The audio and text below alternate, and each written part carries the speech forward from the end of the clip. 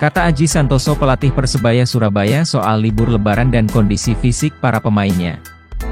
Surya Co. ID, Surabaya. Pelatih Persebaya, Aji Santoso cukup yakin fisik pemainnya tetap terjaga pasca libur panjang lebaran.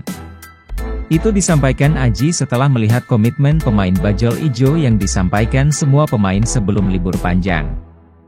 Setelah melakoni laga penutup kompetisi Liga 1 2022 menghadapi Dewa United, 15 April 2023, Persebaya meliburkan tim. Hingga saat ini Persebaya belum menentukan tim akan memulai kembali latihan kapan, menunggu tanggal pasti kick-off kompetisi musim depan. Saya berkomunikasi sama pemain asing dan lokal, ketika nanti masuk pertama kali persiapan, saya mau kondisi pemain berada di 80%.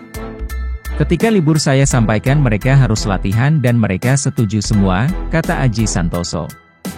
Pemain asing juga menyampaikan, coach paling saya hanya istirahat 1 minggu setelah itu saya persiapan, tambahnya.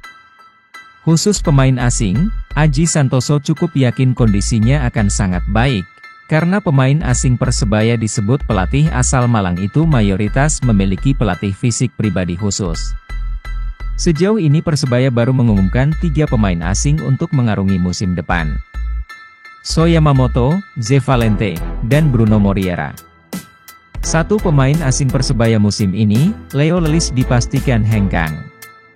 Paulo Victor dikabarkan masih dalam proses negosiasi. Saya tekankan pada mereka, pemain balik ke Surabaya kondisi harus siap sehingga saya tidak terlalu susah untuk meningkatkan, pungkas pelatih berlisensi AFC Pro itu.